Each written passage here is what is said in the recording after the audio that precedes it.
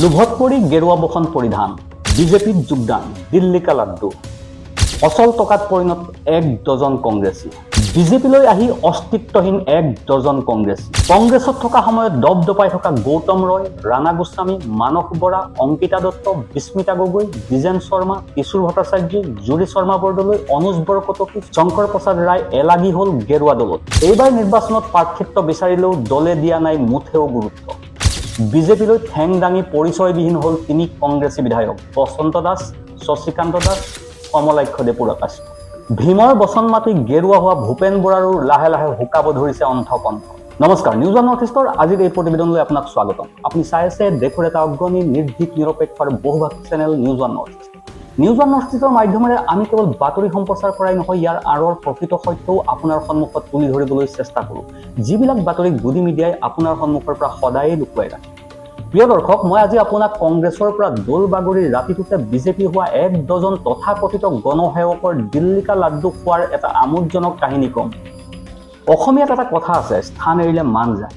ক্ষমতাৰ লালসাত আদৰ্শ নৈতিকতা জলাঞ্জলি দি নিশাটোৰ ভিতৰতে গেৰুৱা বসন পৰিধান কৰা একাংশ প্ৰাক্তন কংগ্ৰেছীৰ এতিয়া এয়াই অৱস্থা। না ঘৰ কা না ঘাট কা। এওঁলোক এতিয়া অস্তিত্বহীন হৈ পৰিছে ৰাজ্যৰ ৰাজনীতিত। মানে ৰাজ্যৰ ৰাজনীতিত এওঁলোক এতিয়া অচল টকা। কংগ্ৰেছত থকাৰ সময়ত বিৰোধী ৰাজনীতিৰ একোজন প্ৰভাৱশালী নেতাৰূপে নিজকে চিনাকি দিবলৈ সক্ষম হোৱা উক্ত সুবিধাবাদী ৰাজনীতিকসকল এতিয়া যেন হেৰাই গৈছে গেৰুৱা ভিৰৰ মাজত। এওঁলোক এতিয়া পৰিচয়বিহীন। 2026 বিধানসভা নিৰ্বাচনৰ দিন যিমানেই চমু চাপিছে, সিমানেই অপ্ৰাসংগিক হৈ পৰিছে ক্ষমতালোভী সুবিধাবাদী উক্ত ৰাজনীতিকসকল। বিজেপিত যোগদানৰ পূৰ্বে প্ৰদেশ কংগ্ৰেছৰ প্ৰাক্তন কাৰ্যকৰী সভাপতি ৰাণা গোস্বামী আছিল বিৰোধী শিবিৰৰ এগৰাকী লেখত ল'বলগীয়া নেতা। কংগ্ৰেছৰ নীতি নিৰ্ধাৰকসকলৰ অন্যতম আছিল ৰাণা গোস্বামী। কিন্তু এতিয়া সেই স্থান হেৰুৱাই যেন মান হেৰুৱালে ৰাণা গোস্বামী। তেওঁ আসন্ন বিধানসভা নিৰ্বাচনত যোৰহাট বা তিয়ক সমষ্টিৰ পৰা প্ৰাৰ্থিত্ব দাবী কৰিলেও বিজেপিয়ে ৰাণা গোস্বামীক যোৰহাটত প্ৰাৰ্থিত্ব প্ৰদান কৰাৰ কোনো সম্ভাৱনাই নাই। আনহাতে তিয়ক সমষ্টি সম্প্ৰতি আছে অগপৰ দখলত। সমষ্টিটো এইবাৰো অগপই লাভ কৰাৰ সম্ভাৱনা আছে। কিবা কাৰণত অগপই লাভ নকৰিলেও বিজেপি নেতৃত্বই সমষ্টিটোত প্ৰাক্তন কংগ্ৰেছীজনক যে টিকট নিদিয়ে সেয়া নিশ্চিত। সমষ্টিটোৰ তৃণমূল কৰ্মীসকলেও বিচৰা নাই ৰাণা গোস্বামীক। একেদৰে ধন আৰু ক্ষমতাৰ লালসাত বিজেপিত যোগদান কৰিছিল প্ৰদেশ কংগ্ৰেছৰ সভাপতি গৌৰৱ গগৈৰ ঘনিষ্ঠ যুৱ নেতা মানস বৰাই। পূৰ্বৰ কংগ্ৰেছ চৰকাৰৰ আমোলত প্ৰভাৱশালী মন্ত্ৰী অকণ বৰাৰ পুত্ৰ মানস বৰাই বিজেপিত যোগদান কৰি দিছপুৰ সমষ্টিৰ প্ৰাৰ্থিত্ব দাবী কৰিলেও তেওঁ প্ৰাৰ্থিত্ব লাভ কৰাৰ সম্ভাৱনা নাই। বিজেপিৰ তৃণমূল নেতা কৰ্মীসকলেও বিচৰা নাই মানস বৰাক টিকট দিয়াত। এনে প্ৰেক্ষাপটতে এতিয়া বিজেপিত এক প্ৰকাৰ এলাগী হৈ পৰিছে এসময়ত কংগ্ৰেছত দপদপাই থকা মানস বৰা। অনুৰূপ পৰিস্থিতিৰ সন্মুখীন হৈছে প্ৰাক্তন কংগ্ৰেছ নেত্ৰী তথা প্ৰাক্তন মন্ত্ৰী বিস্মিতা গগৈৰ লগতে প্ৰদেশ যুৱ কংগ্ৰেছৰ প্ৰাক্তন সভাপতি অংকিতা দত্তও। কংগ্ৰেছত থকা সময়ত প্ৰভাৱশালী নেত্ৰীৰূপে পৰিচয় দিবলৈ সক্ষম হৈছিল খুমটাই সমষ্টিৰ প্ৰাক্তন বিধায়িকা বিস্মিতা গগৈ।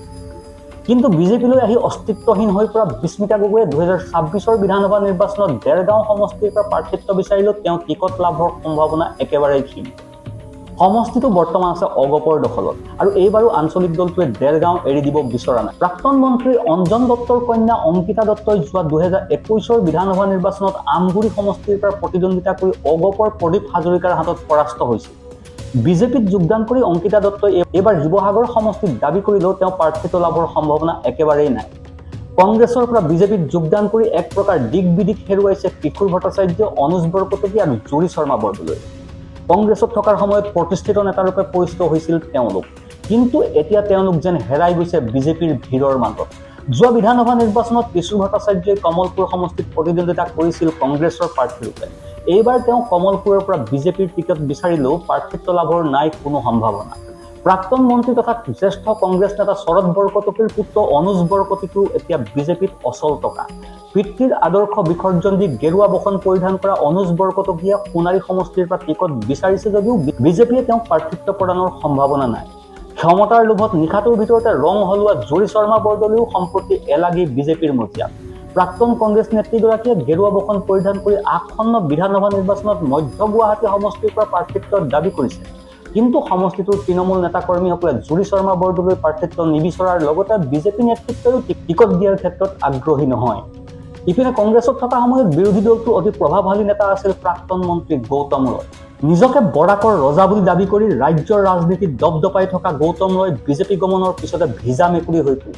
আসন্ন বিধানসভা নিৰ্বাচনত গৌতম ৰয়েও বিজেপিৰ পৰা টিকট লাভৰ সম্ভাৱনা ক্ষীণ। জ্যেষ্ঠ ৰাজনীতিকজন এতিয়া এক প্ৰকাৰ পাহৰণিৰ গৰ্ভত বিলীন হৈ গৈছে।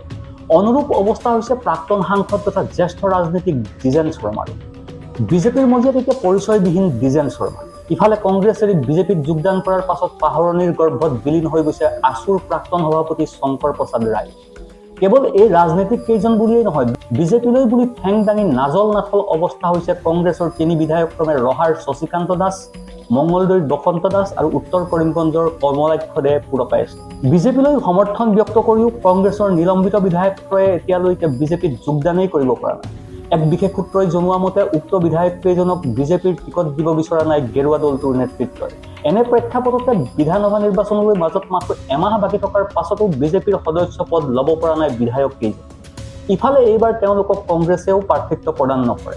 ইয়াৰ পৰিপ্ৰেক্ষিততে এতিয়া ৰাজ্যৰ ৰাজনীতিত পৰিচয়বিহীন হৈ পৰিছে বিতৰ্কিত বিধায়ককেইজন। তেওঁলোকৰ ৰাজনৈতিক ভৱিষ্যত অনিশ্চয়তাৰ গহ্বৰত পতিত হৈছে। না ঘৰ কা না ঘাট কা পৰিস্থিতিৰ সন্মুখীন হৈছে বিধায়ককেইজন। এনে প্ৰেক্ষাপটতে এতিয়া প্ৰশ্ন উত্থাপন হৈছে শেহতীয়াকৈ বিজেপিত যোগদান কৰা প্ৰদেশ কংগ্ৰেছৰ প্ৰাক্তন সভাপতি ভূপেন কুমাৰ বৰাক লৈ।